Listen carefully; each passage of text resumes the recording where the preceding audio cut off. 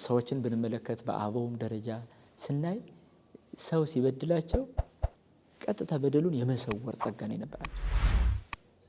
ለምሳሌ አንድ አባት በገዳም የሚኖር ትልቅ አባት ነው እና አንድ ጎረቤት ወጣት ደግሞ መነኩሴ ነበረ እና እዛ ላይ መቁነን እንግዲህ መቁነን ማለት መነኮሳት በእለቱ የሚደርሳቸው ምግብ ናት እንግዲህ መቁነን የምትባለው እና እያንዳንዳቸው በቃ መቁነን እኩል ነው የሚደርሳቸው እና የጎረቤቱ ወጣት መነኩሴ ግን በዛች መቁነን እንደው መጥገብ ስላልቻለ የዛን አባት መቁነን እየሰረቀ መውሰድ ጀመረ። እየሰረቀ ማለት ነው። ከዛ በኋላ እየሰረቀ መሆኑን እያወቀ ግን ዝም አለ። እየወሰደ መሆኑን እያወቀ ዝም አለ።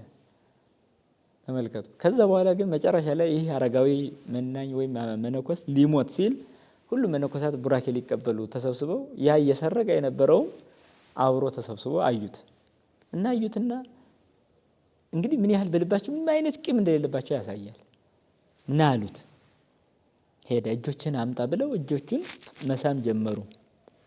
መሳም እጆቹን ለምን እንደዛ እንደሚያደርጉ ሲጠየቁ አይ ጌታዬ ዛሬ 3 አክሊል ሰጥቶኛል። አንደኛው የምናኔ ነው፣ ሁለተኛው የድንግልናዬ ነው፣ ሶስተኛው ግን እነዚህን እጆች በመቻሌ ነው።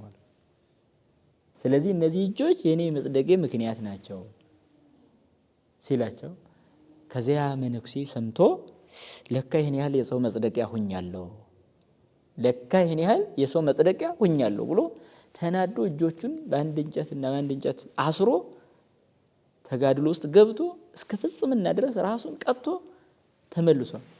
ስለዚህ እዚያ ይቅር ባይነት ይሄንን ሰው እንዲድን አደረገው ማለት ነው። በቃ እየሰረቀኝ ነው ጦም እያሳደረኝ ነው አላለም። ይቅር ባይ ነው ሆኖ ያገኘው ራሱን። በቃ ይቅር ባይ ሆነ ስትገኝ ሌላውንም የማዳን እድል አለ ማለት ነው።